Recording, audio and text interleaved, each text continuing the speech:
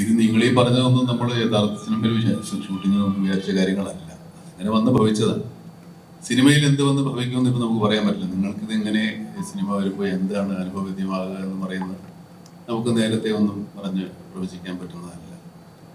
എന്നെ സംബന്ധിച്ചിടത്തോളം എന്നെ ആകർഷിച്ചത് ആ കഥാപാത്രം തന്നെയാണ്. പിന്നെ അതിൻ്റെ കാലഘട്ടം, കഥ എല്ലാം സ്വാഭാവികമായിട്ടും തീരുമാനങ്ങളെല്ലാം നമ്മൾക്ക് എപ്പോഴും ശരിയാവണമെന്നില്ല.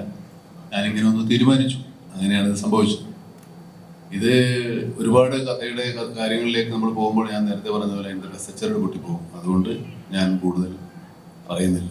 അതുകൊണ്ടാണ് ഈ ഒരുപാട് പ്രൊമോഷൻസ് ഒന്നും ചെയ്യാത്തത്.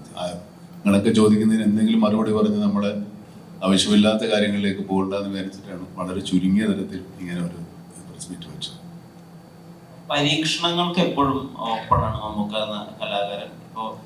ഇപ്പോ വലിയ അളവിൽ സ്വീകരിക്കപ്പെടാത്ത കയ്യൊപ്പായാലും ശരി, വലിയ അളവിൽ സ്വീകരിക്കപ്പെട്ടിട്ടുള്ള കാതലായാലും ശരി. അപ്പൊ ആ വിധത്തിൽ ഇപ്പൊ തിയേറ്ററിലെ സ്വീകാര്യതയെ പറ്റിയാണ് ഞാൻ കയ്യൊപ്പിനെ കൊണ്ട് ചോദിച്ചത്. അപ്പൊ നമുക്ക് താരത്തെ ഒരിക്കലും ആ നടൻ അവിടെ നിൽക്കുമ്പോഴും നടനെ ഹൈജാക്ക് ചെയ്യാൻ സമ്മതിച്ചിട്ടില്ല. അതെങ്ങനെയാ തുടർന്നു പോകുന്നത്?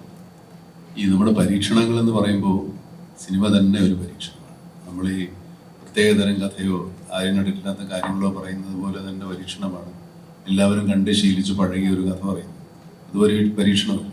സിനിമ തന്നെ ഒരു പരീക്ഷണമായിരിക്കുമ്പോൾ നമ്മൾ പരീക്ഷണ ചിത്രങ്ങൾ എന്ന് പറയുന്നതിൽ പ്രത്യേകിച്ച് കാര്യമില്ല. നമുക്കൊരു വ്യത്യസ്തത എന്നതിനപ്പുറത്തേക്ക് ഞാനതൊന്നും കണ്ടിട്ടില്ല. സാധാരണ ചെയ്യുന്നതിനപ്പുറത്തേക്ക് എന്തെങ്കിലും പുതിയ കാര്യം ചെയ്യണമെന്നുള്ള ആഗ്രഹം, അതിനുള്ള സാഹചര്യങ്ങളൊക്കെ ഒത്തുവരുമ്പോൾ അതിന് ഞാൻ സമ്മതം പോകണമെന്ന് മാത്രം. എല്ലാ മനഃപൂർവ്വം ചെയ്യുന്നത് പലതും മനഃപൂർവ്വം ചെയ്യുന്നതല്ല.